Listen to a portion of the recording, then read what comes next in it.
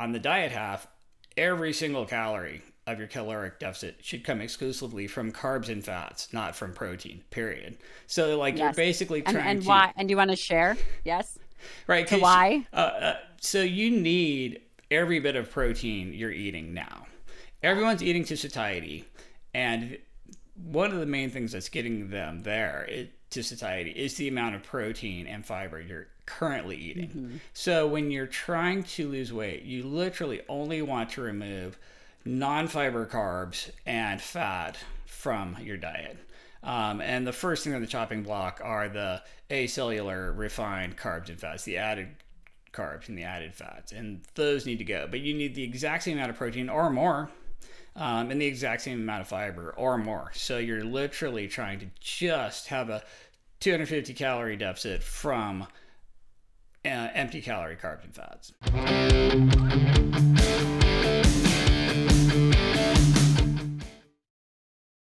I'd like to take a moment and really express the importance of blood biomarkers. Throughout this podcast, we've talked about triglycerides, we've talked about insulin, we've talked about fasting insulin.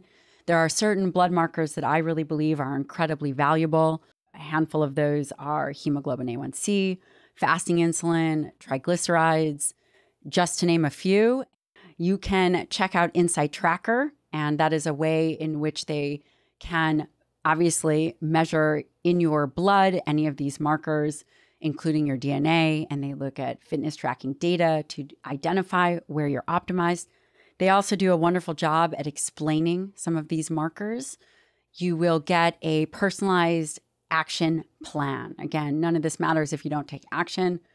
Talked a lot about what blood work is important, and you can actually take health into your own hands by getting the data yourself. And the way you can do that is through Insight Tracker.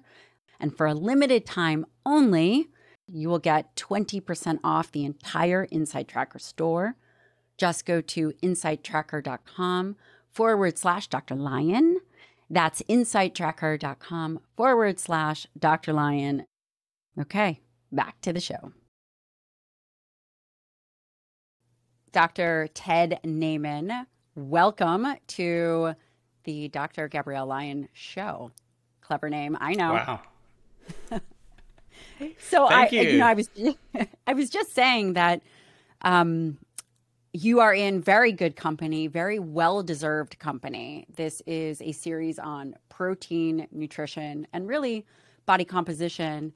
The other individuals in your series, which is the first series to be put out, are Dr. Stu Phillips, which of course you know, Dr. Donald Layman, who you also know, Dr. Tracy Anthony, who actually came out of Don Layman's lab, and yourself, a current practicing physician. Awesome. Love it. Yeah. Well, I mean, I don't know Tracy, but Phillips and Layman, those guys are amazing. So like, I'm so honored. It just, it's just such an honor.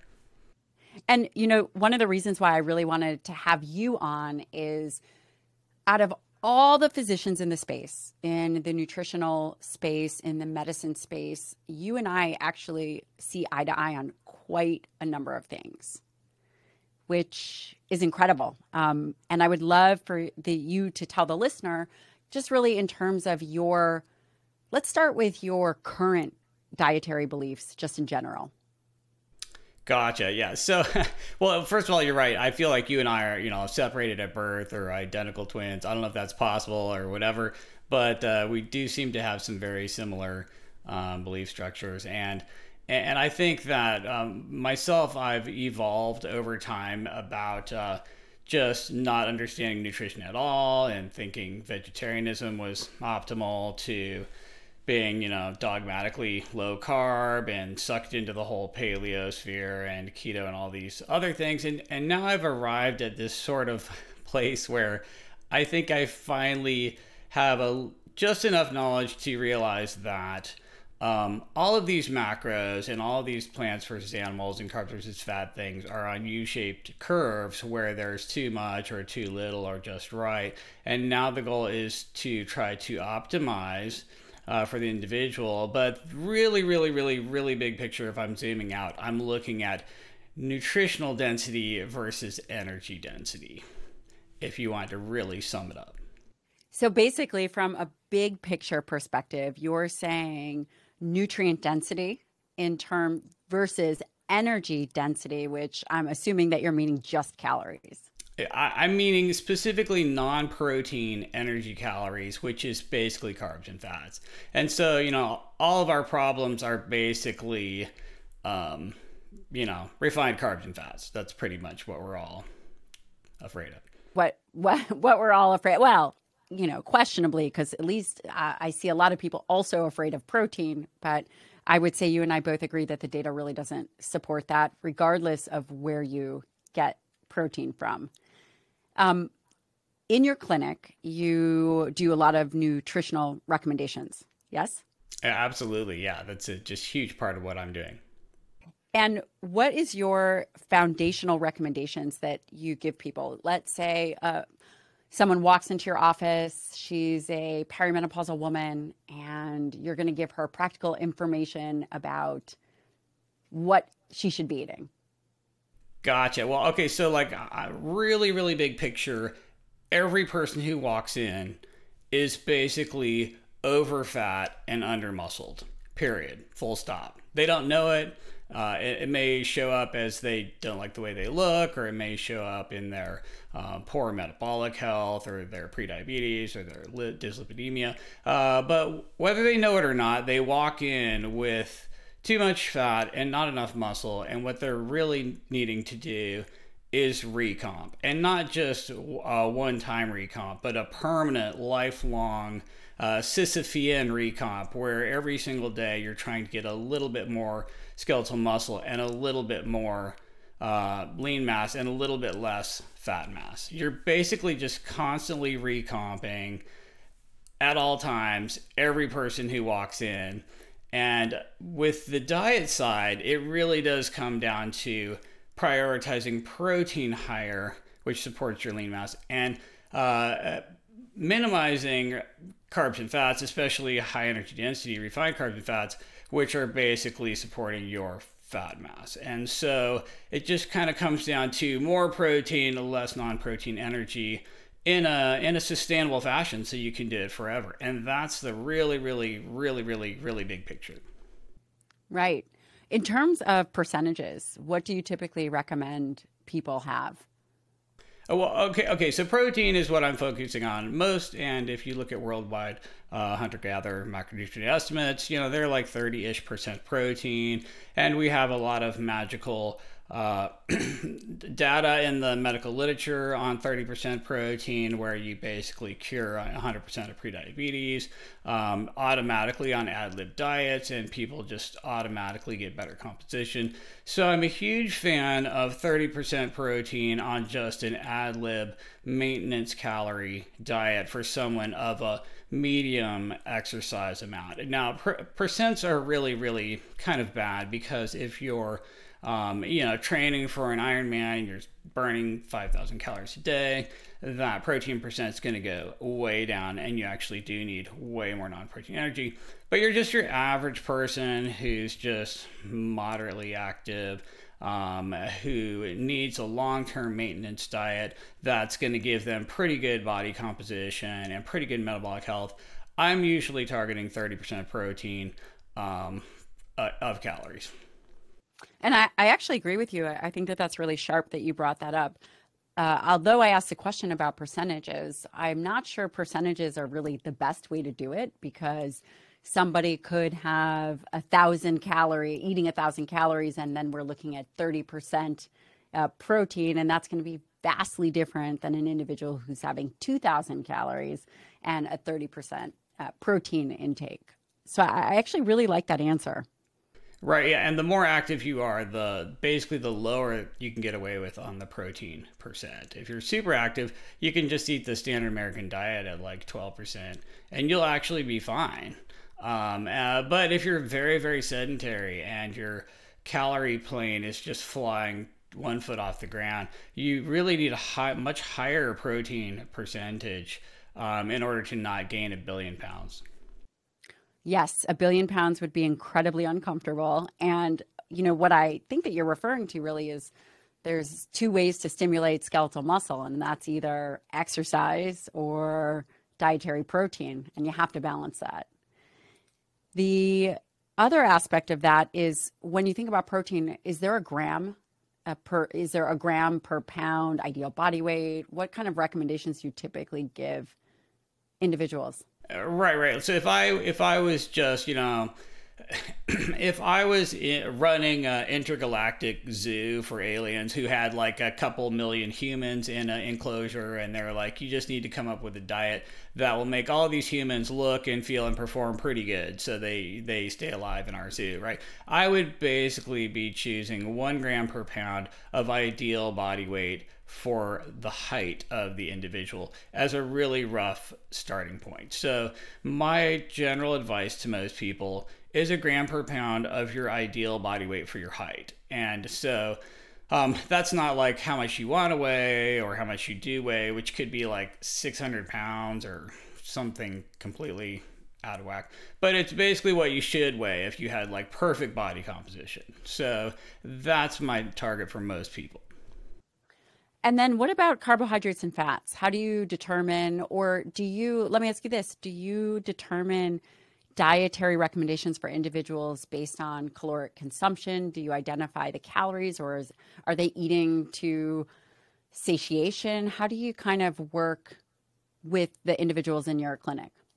Well, the reality is every single human on Earth is eating an ad lib caloric diet, and they have been doing so their whole life. Like the whole planet is just an ad lib diet experiment where everyone eats until they're not hungry. So I don't care about calorie limits because no one's going to follow those. That's like a joke. Like, so everyone will eat until they're not hungry, period. And so I'm infinitely more interested in satiety per calorie. So what diet is going to make you stop eating at appropriate number of calories rather than actually just focusing on the calories. I mean, calories matter, and you obviously have to worry about calories, but instead of like telling someone this is how many calories you should be eating, it's like these are the foods you could choose that would give you higher nutrient density, lower energy density, higher satiety per calorie, and you would automatically eat the right amount, and you would automatically match your intake to your expenditure with these foods. So if you're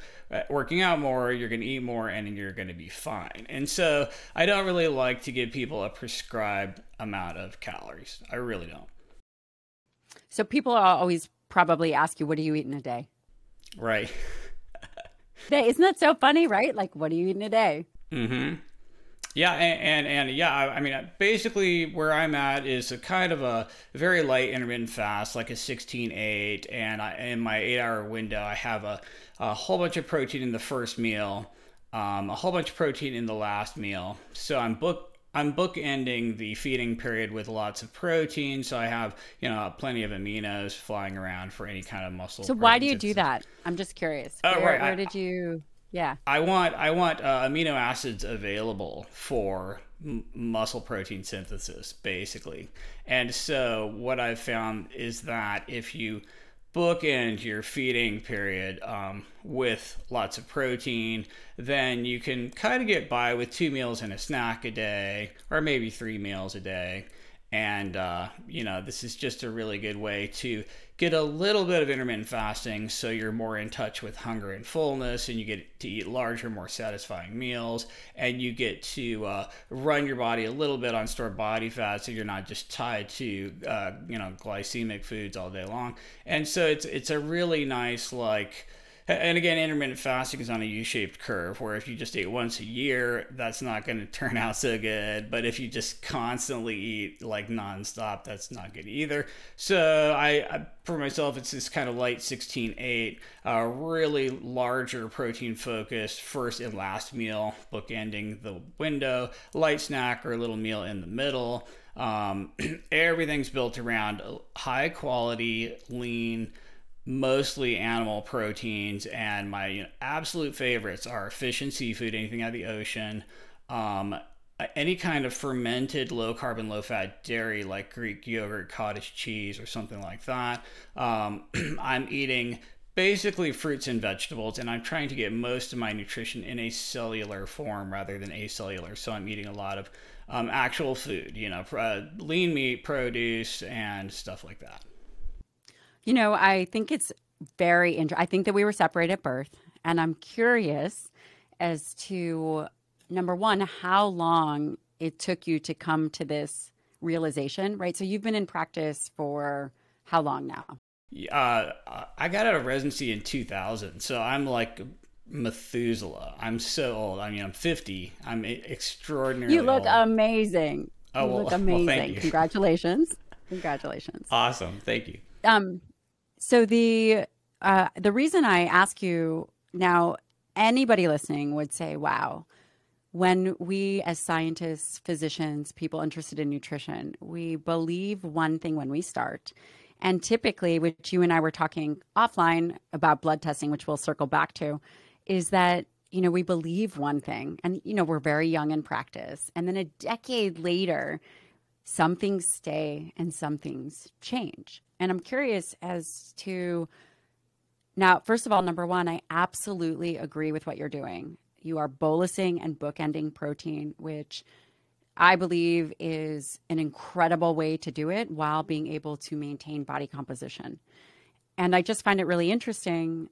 And I'm curious as to how you came up with that strategy for yourself in terms of that protocol. First meal of the day, last meal of the day, optimize for muscle protein synthesis at least 50 grams of protein, and then a smaller meal. Was there something that happened? Was there a paper that you read? Was there a transition for patients that you saw that kind of created that for yourself? I mean, honestly, it's just some weird integration of having tried every possible permutation myself and seeing patients all day, every day, trying every single permutation. I owe a lot of this to my patients because they're crazy enough to have tried every single thing, extended fasting for weeks, one meal a day for months, these zero carbohydrate carnivore diets, like just pure keto.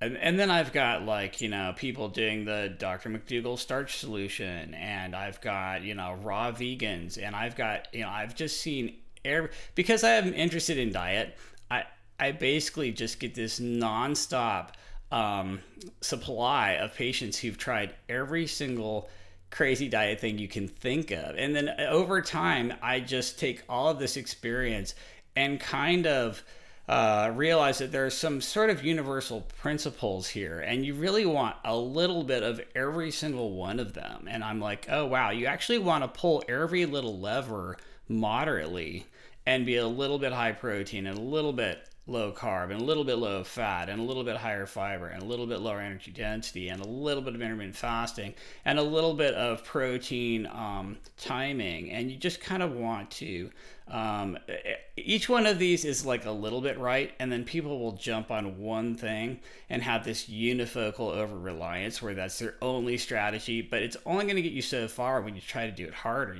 things get worse. And so it's all about like using every lever a little bit.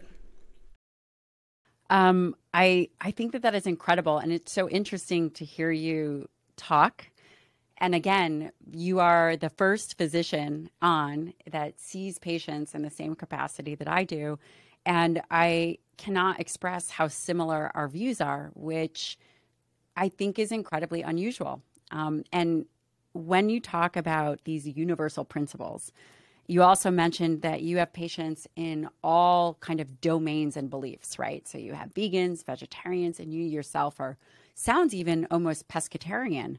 Is that where you're falling right now? I mean, I'm definitely not a pescatarian, and I do eat other lean meat, but I tend to favor lean meat. So I do eat, I'll eat skinless chicken breast, and I'll eat bison and venison and very lean ground beef. But what I think where I'm at is that before I was dogmatically low carb keto, just eat the fattiest ribeye you can get. How long were you?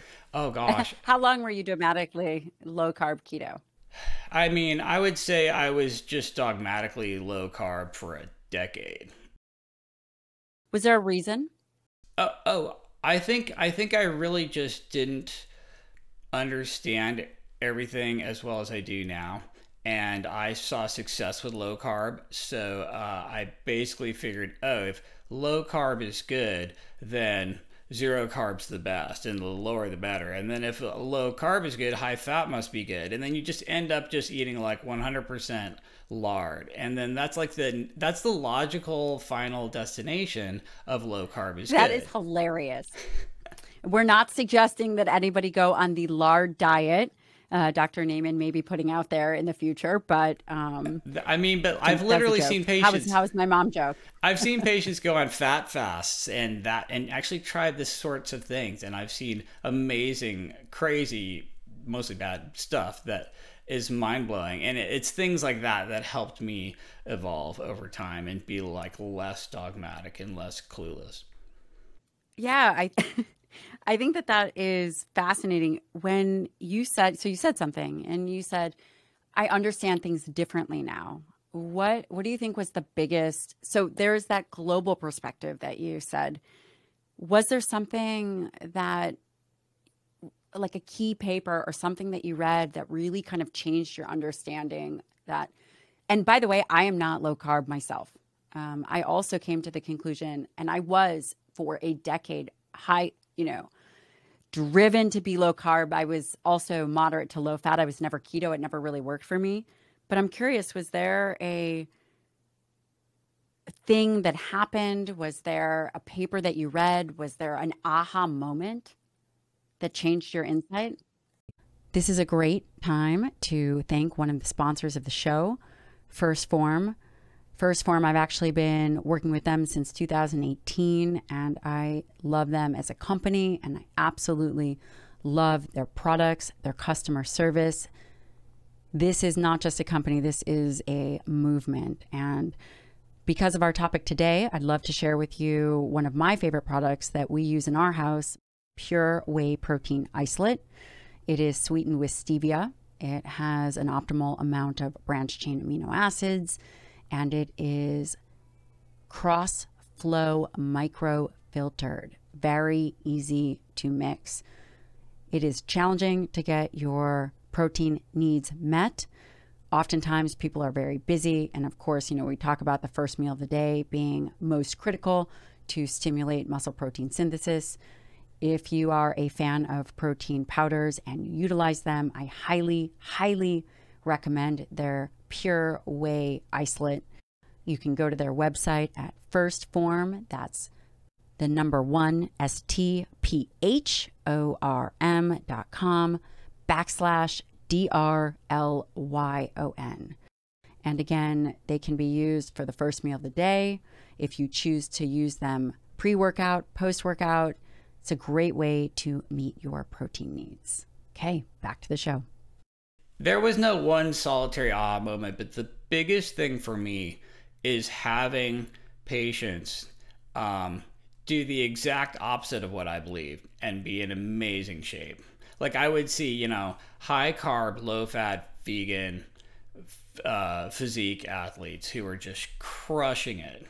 And I'm like, wow, this black swan just punched me directly in the face. I really have to reevaluate. Like I am like actually totally wrong.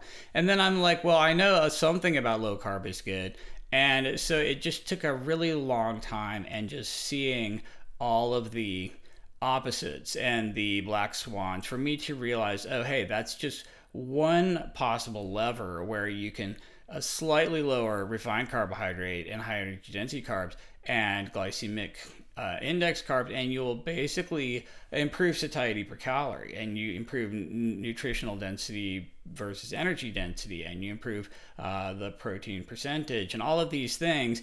And but hey, over here is a vegan just eliminating saturated fat from their diet, which by the way is completely unnecessary element of in the human diet. And so I see vegans treating saturated fat the same way the paleo, keto, low carb sphere treats sugar. And in fact, they're actually flip sides of the same coin. Like saturated fat and sugar are two things that humans never need to eat. They both give you, like in experimental models, you just get some just really horrific, like fatty liver and fattening and all sorts of stuff. You combine them together and you make the most fatogenic, hedonic stuff on earth. And so like I realized, oh hey, there's this whole mirror universe that's low fat and avoiding saturated fat just as hard as I've been low carb and avoiding sugar. And guess what? You get the exact same isocaloric results either way. And so now, it just took all of this, like being wrong, having things in my face telling me how wrong I was, to really rethink my worldview and just kind of start over. And that's how I got to where I'm at. You know, I want to point out something that may be obvious, but it's incredibly unusual. You were so open-minded and curious and not stuck in your own bias that I think has allowed you to evolve. I'm sure that you would agree with that. And that in and of itself is incredibly unusual in medicine and especially in nutritional sciences. Oh, well, yeah, thank you. Like, I am not afraid to admit that I'm like a total dumbass and I've been just extraordinarily wrong over and over and over again. I mean, I was a vegan. Which, by the way, I think you were an engineer before, right? Right. You were in some kind of, okay, so for the listener, when you joke and call yourself a dumbass, you were actually an engineer before you were a physician? Well, I did get a mechanical engineering degree and I actually never worked as an engineer. I just went straight back to medical school. Okay. But an interesting perspective is that you're not afraid, number one, to question, and number two, to be wrong, which I think makes for a profoundly effective and efficient physician or care provider. In terms of things that perhaps have changed, I know, right now people talk about calories in, calories out, the carbohydrate insulin model. Have you kind of thought about the different domains of, shall I say, fatness, or where we get fat? Or maybe even a better question would be, where do you think people are really misunderstanding the science to where you see it now after 20 some years? Well, sure. That's a great question. Now, one of the things for me is that I think understanding personal fat threshold and over fatness, even in very, very thin people, helps me to understand that like weight is fairly meaningless, BMI is fairly meaningless, and I see people who are just horrifically over fat and diabetic at extraordinarily low body fat percentages because they're over their genetic personal fat threshold. And I've had the privilege of working with patients with various amounts of lipodystrophy. And when you see someone who looks ripped and jacked and has almost no subcutaneous fat, but their waist circumference at the belly button is, bigger than it should, and you do any sort of cross-sectional imaging on them and they have shocking amounts of liver fat and a visceral fat, and their triglycerides are through the roof and they're fully diabetic, and you see this enough times and you're like, wow, this is over fatness at any body fat percentage. It literally doesn't matter. And then I realized that, triglycerides, for example, I used to think, oh, your triglycerides are high because you either ate too many carbs or drank too much alcohol. And that's completely wrong. Triglyceride is... Tell us why. Triglyceride is fat energy in the bloodstream that has no place to go because your fat cells don't want it because they're full. So if you take someone who's very viscerally lean and way under their personal fat threshold, their fasting triglycerides are super low, and then after an oral fat tolerance test, that they only have a slight rise in their triglycerides, and the fat cells just suck the triglycerides right out of the bloodstream on the first pass. But then if you have anyone who's over fat, even if they look thin, even if their body fat percent's low, their fasting triglycerides are really high. After they eat fat, it goes up really, really high. And you just see all of these triglycerides, and it has literally nothing to do with carbohydrate intake. I've seen patients on a zero carb strict ketogenic diet and their triglycerides are in the thousands, and they're just getting more and more diabetic. And it's seeing things like this that's made me realize has literally nothing to do with carbohydrate per se. It's just over fatness. And every gram of fat that you eat gets stored in your fat cells unless you happen to burn it off with your activity, which nobody's doing enough of. So like you will just steadily get fatter and more diabetic and more over fat and higher fasting insulin and higher fasting triglycerides and eventually diabetes. And so now it's just all on this giant metabolic spectrum of basically how over fat you are on any energy macro, carbs or fat, and at any level of body fat percent, because what's really going on is you've filled up what few fat cells you have. Everything. So how do you have, and I want to go through kind of the labs that you used to get, the labs that you get now, in terms of a patient that comes in who is skinny fat, let's just call them skinny fat. You mentioned a personal fat threshold. How does someone determine their personal fat threshold? Is that just based on seeing that litany of labs that you had mentioned, or is there some other way to determine a personal fat threshold? Well, you can literally just actually measure your waist at the belly button, at the umbilicus, and it should be less than half of your height. So your waist circumference at the belly button should be less than half your height. And if it's higher than that, you're almost certainly in some sort of trouble. And that's just the low budget way to do it. In terms of lab work, I do love fasting triglycerides. This is a very, very good way to see if you're over fat. It kind of the lower the better on triglycerides. Like I'll see, physique athletes who are, cutting for a show or something, and their triglycerides will be 20. But then I'll see it have that's low, by the way. That's very low. Yes, yeah. That's extremely low. But then I'll see some just skinny fat person who has a normal BMI, but they're under muscled. They have some skinny fat, sarcopenic internal obesity, and their triglycerides are 500. And so it's I love triglycerides. Fasting insulin is. So wait, so where's your marker? So where's your threshold for the number? So basically, the lower the better. But would you say triglycerides less than 100 would be ideal for you? Correct. If you have triple digit triglycerides if you've fasted for 9 to 12 hours and your triglycerides are triple digits, you're officially over fat. Full stop. Like this is something, I guess you could do like some massive sugar or alcohol overfeeding the day before and have some residual triglyceride issue the next day and not really be over fat. You just tried to pack too much fat in your liver the day before from sugar and alcohol. But basically your fasting triglycerides really should be under 100 for everyone. And elite, you'd have to be under 70 for me to really give somebody a gold star. Oh, I love that. I love that we've got some numbers. So under 100 fasted, under 70. You had mentioned this post-feeding triglyceride challenge. Do you do that? Oh, God, no, never. From a first do no harm principle, I would never give anyone an oral fat tolerance test. I just refer to that because it is in the medical literature where you basically drink heavy cream and they measure your triglycerides every hour or, over time afterwards, just like you would consume glucose in a, oral glucose tolerance test. Yeah. And something really interesting to mention about triglycerides for the listener is that exercise and actually aerobic exercise can change triglyceride levels. Even if it's transient, it typically happens 1 to 2 days later.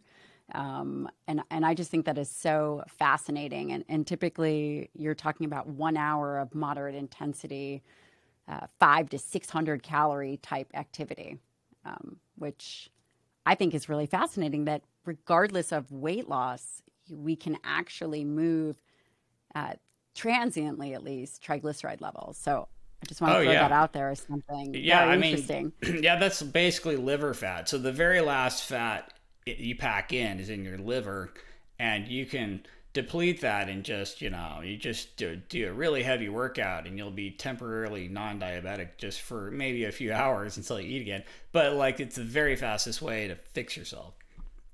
Very interesting. And you and I both really believe in a lot of activity, especially over the years. I'll shoot you a message and say, hey, I have this patient who is very resistant to weight loss. And do you remember what your answer was to me? You might not, but it was do more activity. And you were talking about a lot of activity in terms of how, for someone who is weight loss resistant, what kind of activity levels do you typically recommend? Got it. Well, so if you're really trying to lose weight, you got to be down, maybe 500 calories a day in terms of calorie balance, and you do not want that all to come from your diet. You really want that 50-50 diet and exercise. You basically want your caloric deficit to be exactly 50% diet and 50% exercise. And I'm talking about general activity here, not specifically resistance training, just focused on maximal muscle tension and muscular hypertrophy. Like everybody should be doing full body resistance exercise at least twice a week, maybe 3 times a week, push pull legs, super high intensity of effort, very high stimulus to fatigue ratio, just putting the maximum tension in your muscles for as long as you can to get maximum skeletal muscle. That's unrelated. I'm talking about just like either walking or doing cardio or any other form of cardio exercise. You pretty much want half of your caloric deficit to come from your diet. And by the way, on the diet half, every single calorie of your caloric deficit should come exclusively from carbs and fats, not from protein, period. So like you're basically trying and why, to... And do you want to share? Yes. Right. So why? So you need every bit of protein you're eating now. Everyone's eating to satiety. And one of the main things that's getting them there to satiety is the amount of protein and fiber you're currently eating. So when you're trying to lose weight, you literally only want to remove non-fiber carbs and fat from your diet. And the first thing on the chopping block are the acellular refined carbs and fats, the added carbs and the added fats, and those need to go. But you need the exact same amount of protein or more, and the exact same amount of fiber or more. So you're literally trying to just have a 250 calorie deficit from empty calorie carbs and fats, which is pretty easy to do in the... I was just going to say that's a great strategy. And then on the... I wanted to... Oh, go ahead. Yeah, go ahead. Oh, and then on the exercise side, you were asking me like, how much would that take? Well, that would basically be about a half an hour of really hard cardio a day. Like if you did, you could do 15 minutes of insane cardio, half an hour of moderate intensity cardio, or an hour of a lighter cardio, and that's pretty much going to get it done. And anyone who's trying to lose fat, who's not doing at least a half an hour of exercise every day, is basically just spinning their wheels.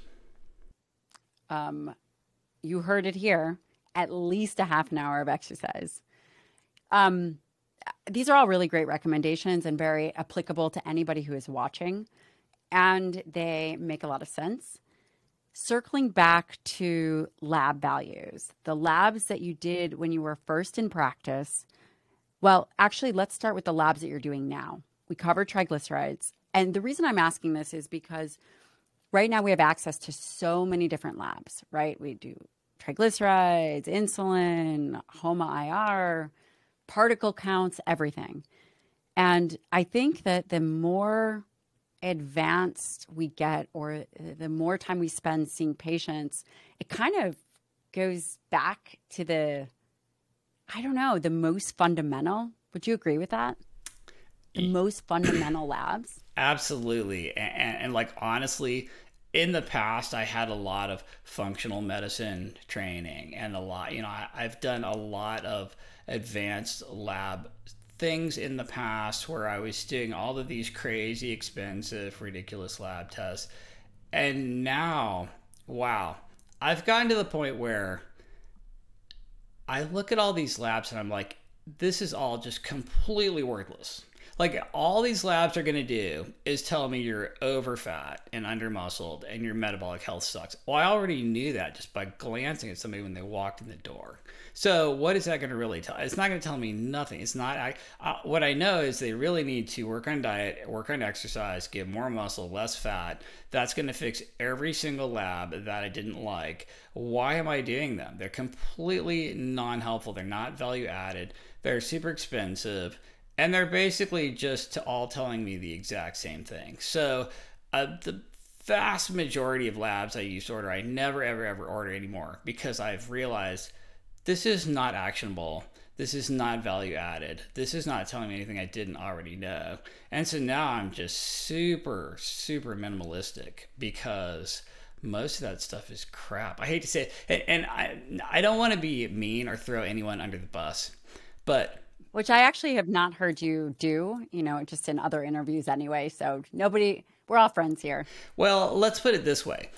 When I was dumber in the past and just didn't know, didn't know as much, I would order more stuff because I kind of really didn't know. And I was just guessing. I was just shotgunning things. I'll order every little lab and then maybe something will pop up and I'll kind of get a clue. And I see people doing that today. And I'm specifically going to look at some naturopaths that I interact with occasionally. I see them ordering just an absurd level of lab testing, like thousands of dollars of labs. And I'm like, every single thing on this list is a complete joke. This is a complete non-evidence based, non-value added, shotgun approach, ridiculous joke. And they order the same panel on everybody. They have like this pre-printed lab sheet and they're ordering like $3,000 worth of crap. I'm like, this is all worthless. If you would just do push-ups for 10 minutes and go eat some lean some lean protein in a salad, you'd literally be better off than every test on this sheet. So I'm really pushing back against some of the shotgun lab stuff that's not evidence-based or value added, and I'm super minimalistic now.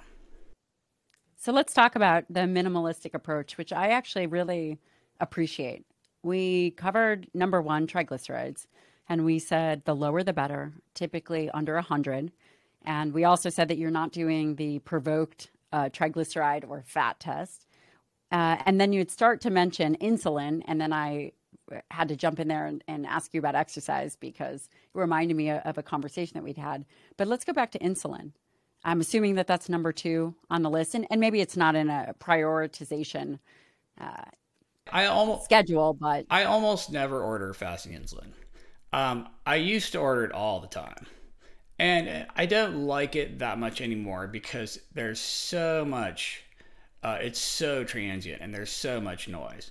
Like I could overeat for a day or two and double my fasting insulin very, very easily. Or I could just undereat for a day or two and cut it in half. And so that's it's way too variable, way too transient, way too dynamic. And I'm like, wow, what would be less labile? Oh, fasting triglyceride. Or how about just a freaking waist to height ratio? And now I'm back to a test that costs nothing because that's going to tell you where you've been at for, weeks and months and years. And so fasting insulin, it's fascinating in the I love it in the medical literature because that's what I'm always looking at in studies. Because if somebody significantly lowered fasting insulin with an intervention, okay, that I'm paying attention to that because you're literally less fat, if you know what I'm saying. And if you look at the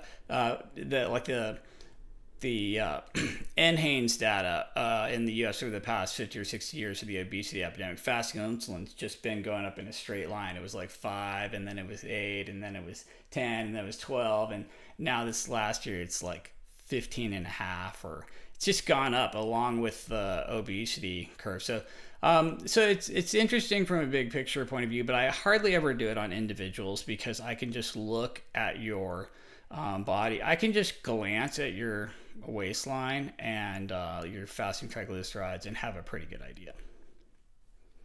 Okay.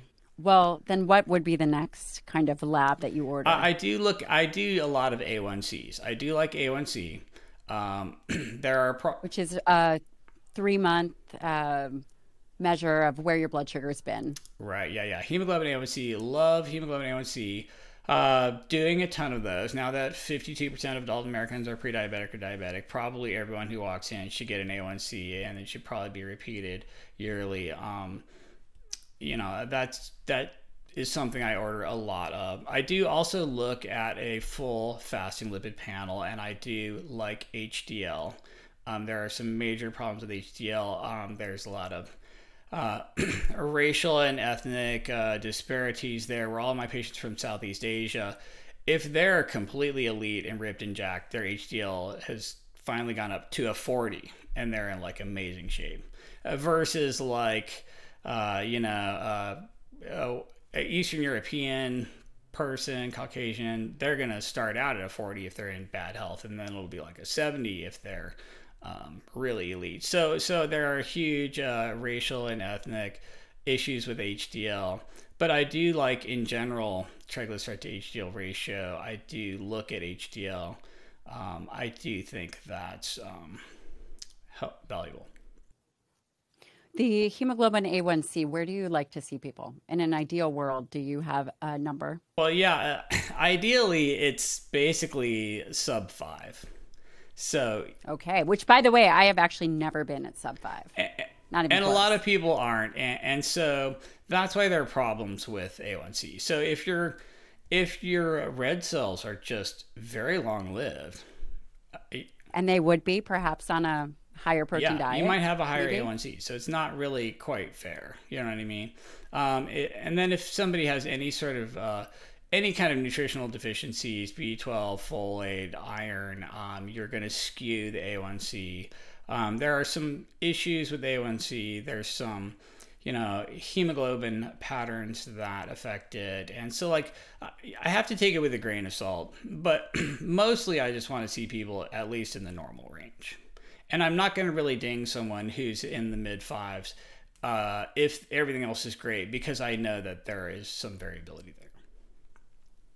And then the HDL, I really love that you brought that up. I also think that HDL is very important and can be impacted by exercise, which is amazing. You can increase HDL by exercise. And most of the studies have been in aerobic exercise.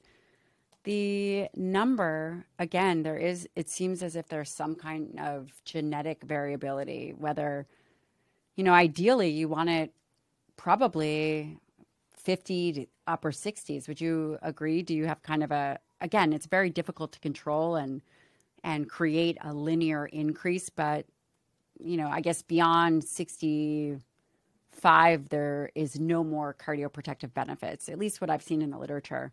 Do you have a number that you really like for HDL? Yeah, I mean, for most people, it's over 50. That I think that's a really good HDL target. That is kind of racist as hell, because I do have so many patients from Southeast Asia who are just in great shape, and they took their HDL from a 20 to like a 45, and now they're just in amazing health. You know what I'm saying?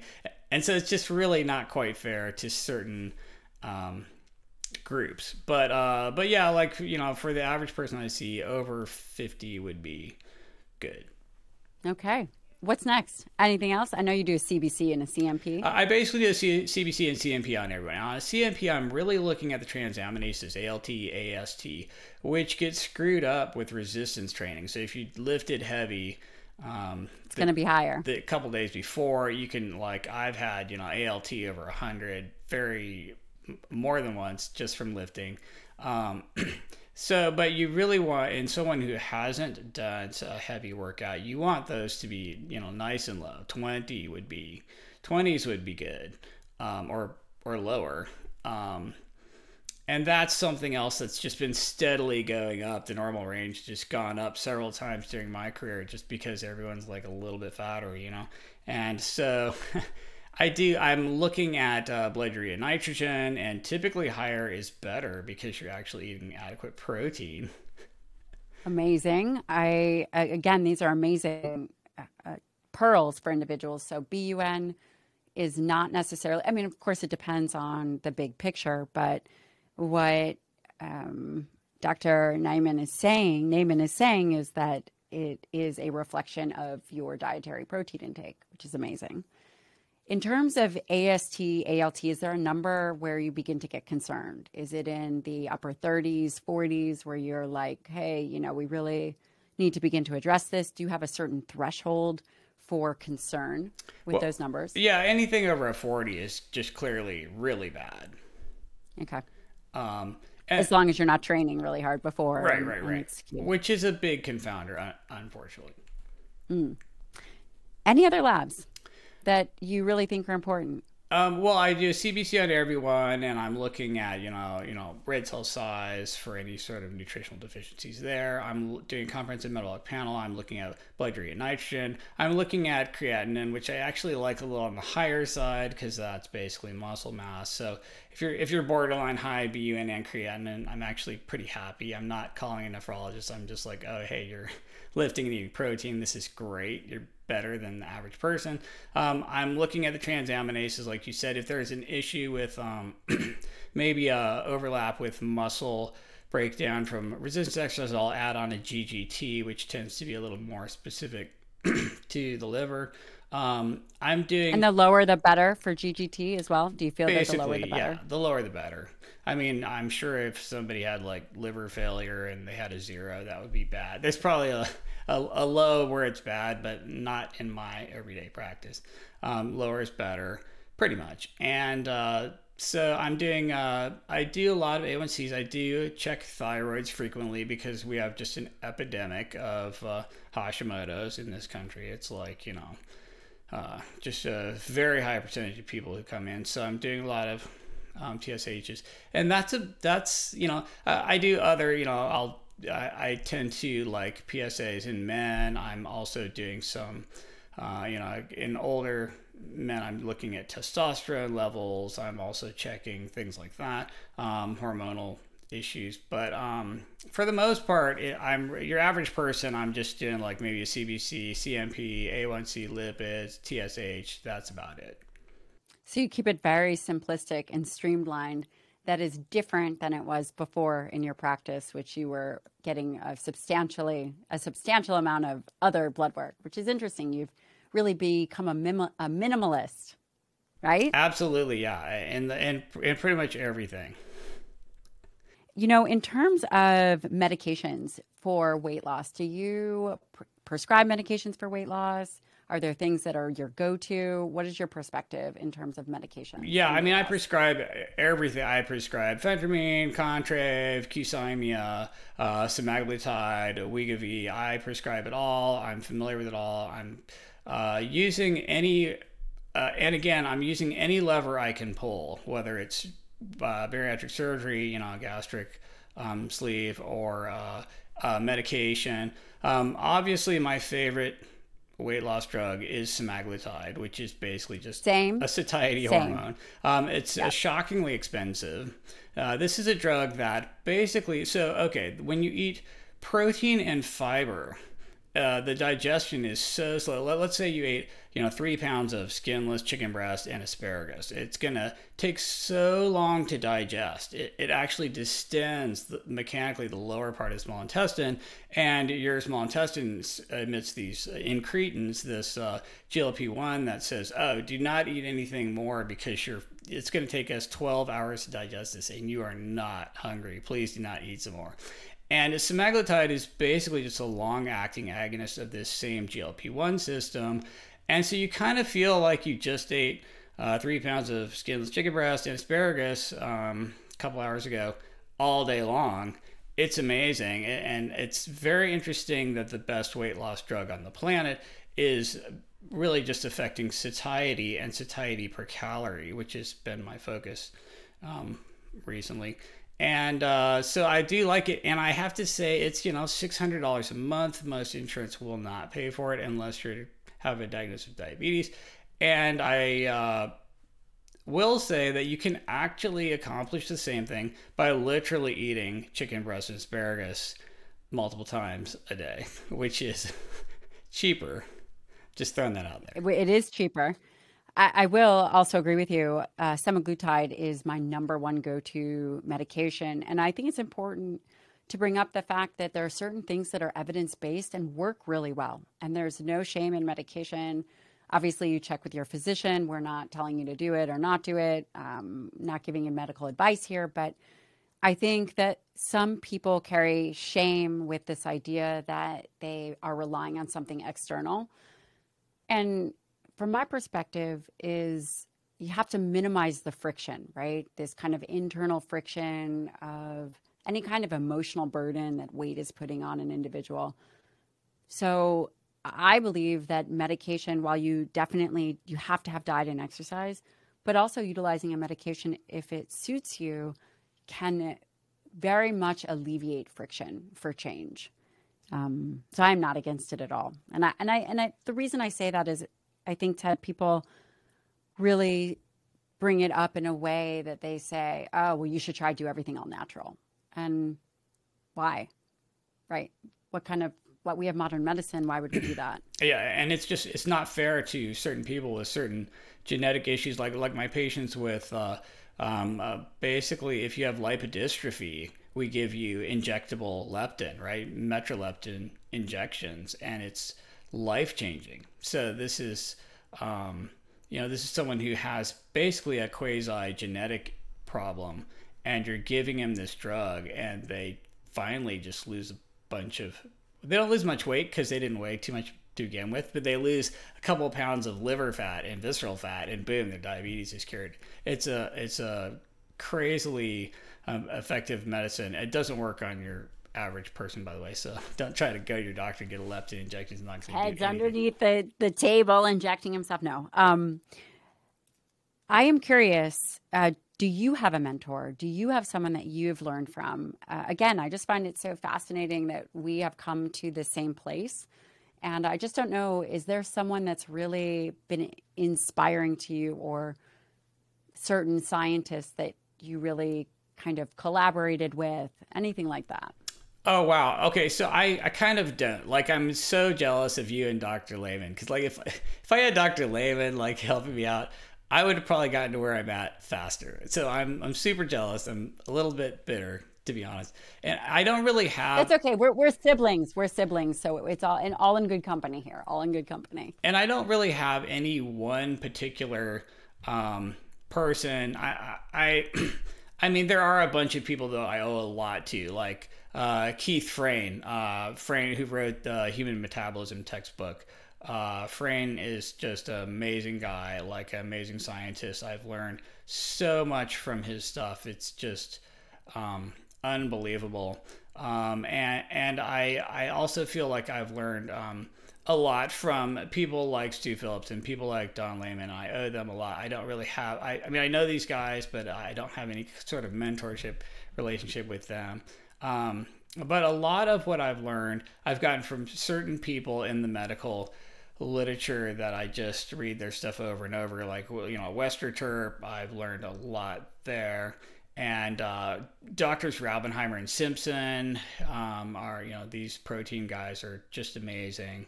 And I've really learned a lot from like Kevin Hall and people who've forced me to look at black swans and like challenge my beliefs and change my views on things like, the basically carb insulin hypothesis and things like this. So there are some key science people that I really respect and I really appreciate, and I owe them a lot, but like at kind of more at a distance, where I've just been like gleaning their knowledge, and I didn't really get that that mentorship relationship that you and Naiman have that I'm so jealous of. And I watch you guys on your videos and you're so adorable, and I'm just bitter and angry, and I'm just like crying myself to sleep at night. He's the best. He's the best, right? And for those of you who don't know, Dr. Don Naiman is a OG in the protein field, and really his greatest contribution was this meal threshold concept of leucine, and that you require a certain amount of the essential amino acid to stimulate muscle protein synthesis. Again, he has been in the protein field for, 30, 40 years. And yes, Ted, if you're not first, you're last. I'm the number one mentee. Just kidding. But not really. I joke. I feel very grateful that he's mentored me. And actually, he's challenged me. And he would also say that the mark of a good scientist or the mark of any good thinker is an individual who is open to perspective. And I believe that you've done a really, really great job on that without direct mentorship. It's incredibly unusual. It's incredibly unusual. And I'm proud of you. You should be certainly proud of yourself. Oh, well, thank you. One other question is, those that are really good read a lot. And I've listened to many of your other interviews, and it seems to me that you read quite a bit. Is that true? Oh, yeah, absolutely. I mean, mostly just primary medical literature at this point, but then anything written by any of these people I really respect and admire, definitely. And how often are you reading? Pretty much every day. I'm a huge nerd. I'm a huge geek. I have basically no life, so yeah. Life of the party. Here's my amino acid book. One of my really good friends, Emily Frisella, always teases me, right? Because I have my amino acid book, and I think that you and I are really on the same page there. By the way, it is a really good time because we are taking information from very well-vetted scientists, thinking about it, and being able to really translate the bench to the patient. And that's very important. A lot of the literature is done in clinical research settings. I used to work at a CRU, which is a unit where it's a metabolic ward. But the reality is most research takes time to translate to the public. And where I think it becomes very important and very valuable, what you're doing, Ted, is that you're reading it and you're implementing. So you're taking the data and taking the protocols and actually implementing it to the general population, which in and of itself is incredible. And I know that everybody is very appreciative. So there's that. Oh, well, thank you. Yeah, that is what I'm trying to do. Yeah. Where can people find you? Gotcha. Okay. Well, I'm on all the socials at Ted Naiman, Twitter mostly, Instagram at Ted. Very active on Twitter, right? Very active on Twitter. Everybody seems to pick one social media platform that's kind of the one they hate the least, and they're the most active on. So for me, it is probably Twitter. Yeah, and I think that probably the most interesting thing I've produced so far is the book, The PE Diet, which you can get at thepediet.com or tednaiman.com or places like that. And the foundation, so it's a protein energy ratio. Do I have that correct? Correct. Mm-hmm. Okay. Very interesting. Very well done. And I actually have a copy of it. Even if you didn't send it or sign it to me, I have my own copy. Sorry. And it's very well done. It's okay. It's very well done, and it really highlights some of the topics that you talked about in terms of protein, energy, fiber, which is so valuable. And I'm hoping that you'll come back on. I'm hoping that you'll come back on this podcast. This really is about education and having transparent conversations with individuals whom I really respect. So thank you so much. Oh, wow. Thank you. No, great to talk to you. And again, we're separated at birth, so it's not very controversial. No, it's not. It's actually there's something that we don't agree on. You want to know the one thing that we don't agree on? Sure. Okay. There's only one principle that we don't agree on. And the one principle that we don't agree on is, when I was doing the euglycemic clamps, and maybe this has changed for you, but I was doing euglycemic clamps at WashU, and within those euglycemic clamps, we see the disposal of nutrients and mostly glucose. And obviously, they are very high insulin states, right? You're infusing glucose, you're infusing insulin, you're infusing palmitate, you're infusing tracers. And one of the things, as a core fundamental belief of mine, is that I believe obesity, insulin resistance is a skeletal muscle disease. And I think that I think this is where we have a different perspective. I think, from my perspective, when you eat glucose disposal, I always think about skeletal muscle. I think about liver. For liver, there's glycogen and then skeletal muscle as it relates to glucose disposal. And listening to some of your other interviews, I have a feeling, or at least during those interviews, you believe that obesity is really a adipose tissue site first, a fat issue first. So there's the one thing that we disagree on. Oh, actually, I don't think we do disagree on that, because like for me, in order to be insulin resistant or diabetic, all three depots have to be filled: liver, muscle, and fat. And you can actually, as a diabetic, if you just do an hour of hard CrossFit and just this huge glycogen depletion protocol, you'll literally instantly be non-diabetic temporarily. And so yeah, absolutely, muscle is the very fastest way to reverse insulin resistance and metabolic syndrome and diabetes, and you can do it almost instantaneously with a huge workout protocol. Will deplete intramuscular triglycerides and glucose, and then all the fuels in your bloodstream just fall into your muscle down a concentration gradient. It doesn't even take insulin to do that. And so no, I'm 100% on board with you. I'm just saying that because everybody's so sedentary and nobody ever works out and everyone eats so much carbs, their muscles are basically 100% full all day, every day. And so I just don't even think about the muscle part anymore. And then I'm like, oh, you fill up your fat cells and then you fill up your liver and then you're diabetic. But no, the muscle is part of that energy storage depot triad that all three have to be filled for you to be insulin resistant. And you can instantly cure that by depleting muscles, but nobody's working out enough to make that happen. But no, so I actually agree with you completely. Like, muscle is absolutely part of that picture. I'm not going to really say it's first or last, because of the time scale is so radically shorter than the time scale for your fat cells. Right. Well, there you go. And I thought we were going to have our first sibling argument, which we didn't. No, so I'm with you like 100%. Again, thank you so much for coming on, and I really appreciate it. And I know that the listener will really appreciate it. We'll link everything. I am hoping to have you back when you are in the New York area. Don will be coming out to do a series. If you are up for it, I'd love to have you out, and it would be great. So that would be cool. There's that. All right. All right, my friend. Thank you so much. Oh, thank you. Great to talk to you.